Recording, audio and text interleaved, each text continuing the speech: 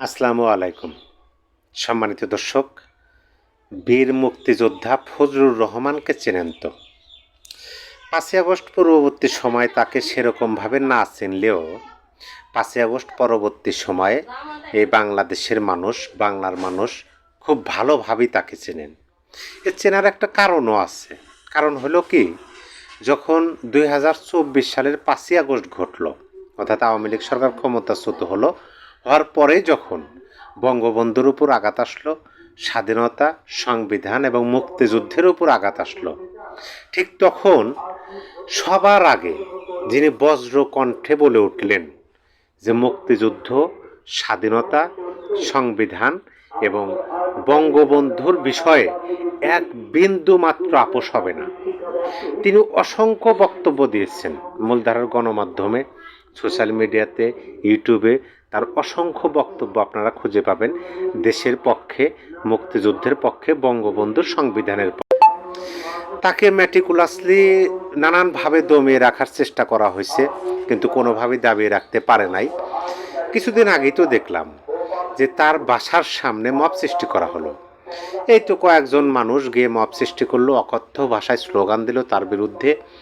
পরিশেষে সেখানে অবশ্য আমাদের আইনশৃঙ্খলা বাহিনী ধন্যবাদ পাওয়ার যোগ্য।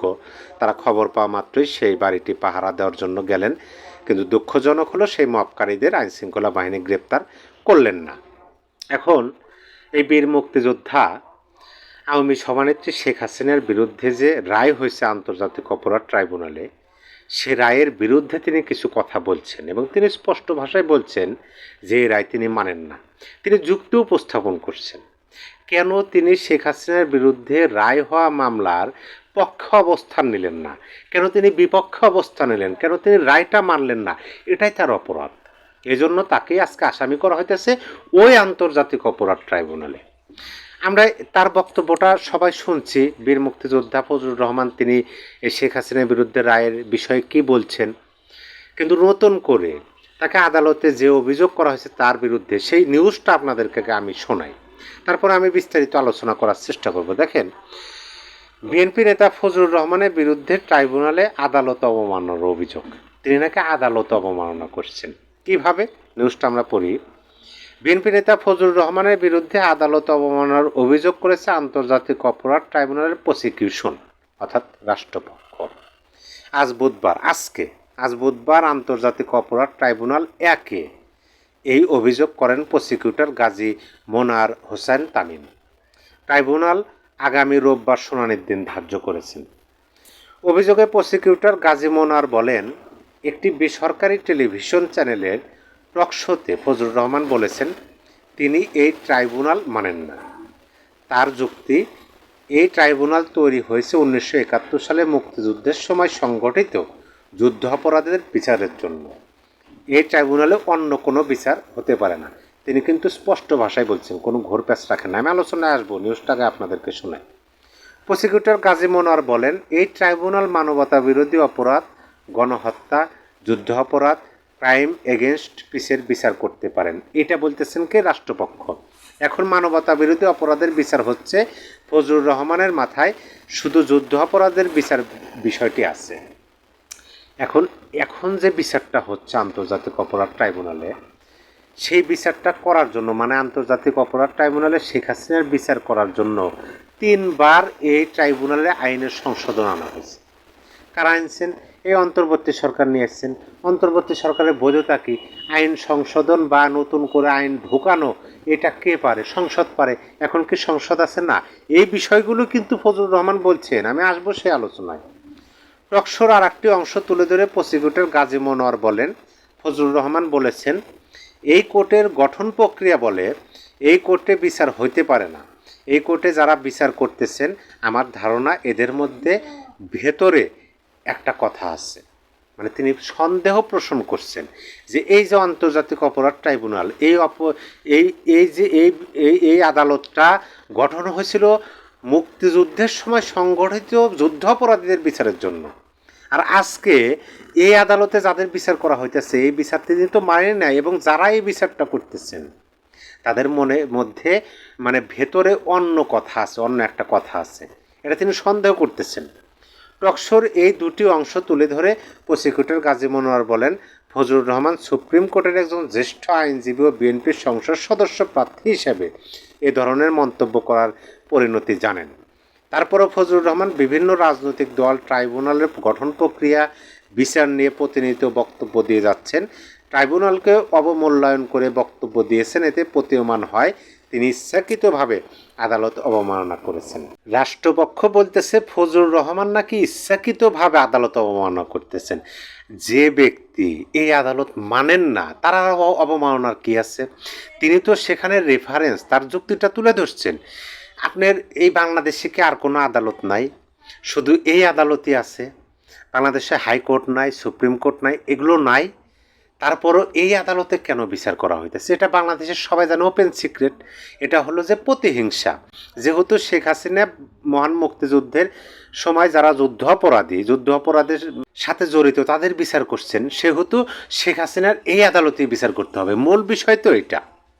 এখন ফজলুর রহমান বলছেন যে এই আদালতে যে বিচার হচ্ছে সেই বিচার তিনি মানেন না এবং এই বিচার কুলাবে না।